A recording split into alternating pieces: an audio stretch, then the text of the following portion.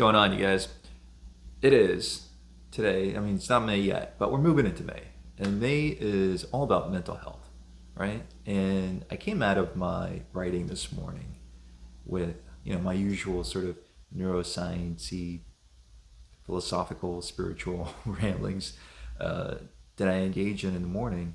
And this was after my morning practice, right? And by that, I mean after my usual sort of breath work and meditation routine and things like that. And so much of life goes unnoticed, right? We don't live in the present moment. And it's such a cliche to continue to harp on this point, right? But it is just so true. And intentionally engaging in the present moment, intentionally being aware and present with your experience is absolutely liberating. You know, I guess from a more science-based perspective, what happens when we engage in a mindfulness practice, for example? Our brains slow down. What you can see in brainwave distribution patterns, the brainwaves actually start to themselves go from more beta state, fast brainwave activity, into a more alpha and theta state. And interestingly enough, what you also see is actually a calming of your default mode network.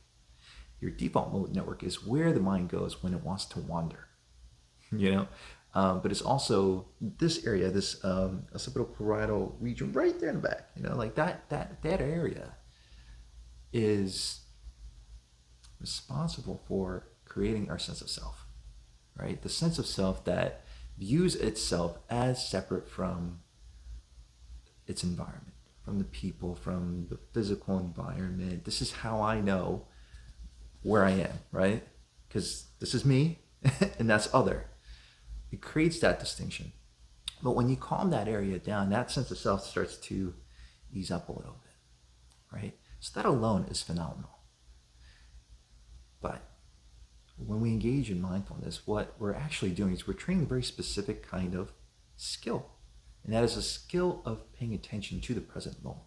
To be present and not be spiraling down into the past or anticipating anxiously often the future, right? What I came out of today really reflecting on very strongly, and it was something that, again, I can intellectualize very well, but to actually feel it and embody it is a very different experience.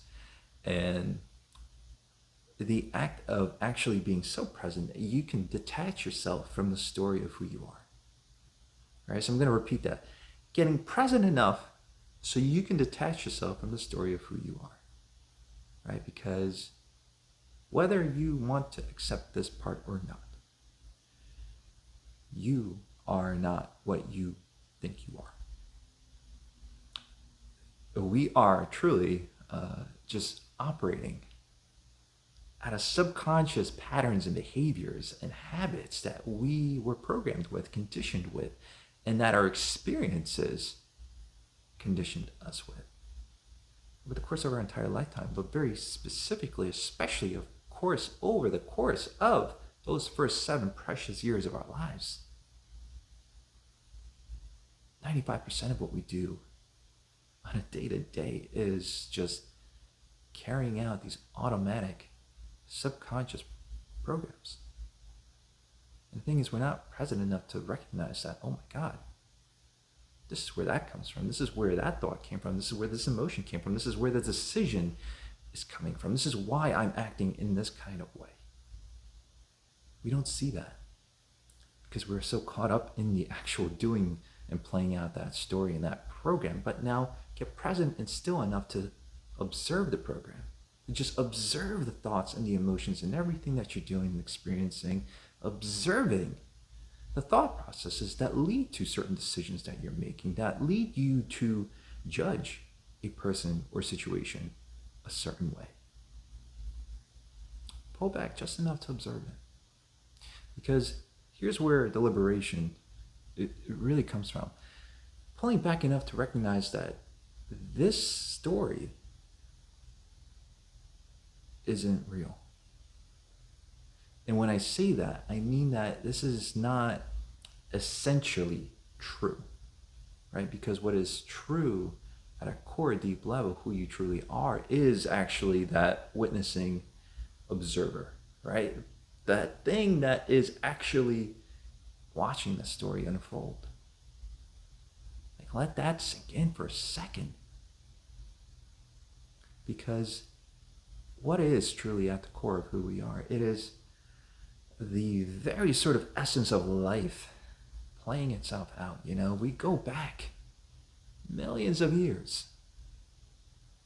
All of these small little things that had to happen that led to this present moment right here and now. That is what we're in the process of. We are a process. We are life in process. And that life is moving, expressing through us, and we are simply engaging with essentially ourselves. At a core, deep level, we are just engaging with that thing that we call consciousness, that we call, the universe itself, the Godhead, however you want to term it. You are not that story. And in fact, get this, 95% of it was so subconscious, so programmed. You and myself and everyone, we carry so much guilt and shame over things that we did or said, not recognizing that actually we really could not have done it any differently, given what we were given, right? Given what we were programmed with. Be kinder with yourself, be gentler with yourself. And you know what? The moment you start to forgive yourself, you're also able to see that same is true for every other person. The same is true for every other person.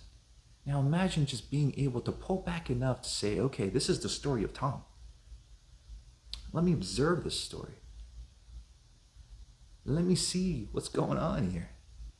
But now, you know what? I'm no longer identifying with the story of Tom, right? I'm identifying with the presence that's always there, with life itself, with consciousness itself, just like seeing and witnessing was playing out.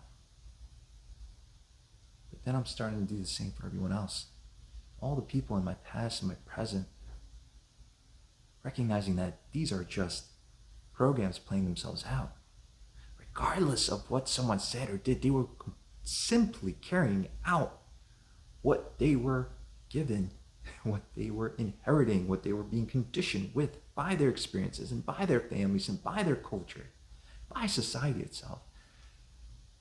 Oh my God, regardless of what someone has said or done to me, I can just have love and compassion now for that person. Because they were doing the best they could, what they had. How liberating is that when you no longer have to carry that weight, carry that anger, carry that resentment. Now, of course, it doesn't condone the specific actions or words or decisions that others took and made. But wow, how liberating when you can just pull back. And now, going back to the brain for a moment, when we forgive, when we let go, brain produces more alpha brainwaves. Those are slower brainwaves. And those brainwaves you'll see in long-time meditators, right? Because it is this calm but focused and alert state. So going back to just engaging in a mindfulness practice, we're already producing slow brainwaves because we are so jacked up all the time. We're so anxious, we're so hypervigilant, we are so on the move and on the go. And our nervous system is constantly so active and stimulated, overactive, most likely for most of us, right? Imagine just calming that down a little bit. Imagine engaging in some forgiveness, and imagine just witnessing, perceiving, and doing so without judgment. That's liberation for me. So I'm sharing that with you, and I'm hoping that we can engage in real, true, genuine mindfulness as we move into the month of May, you guys. Much love.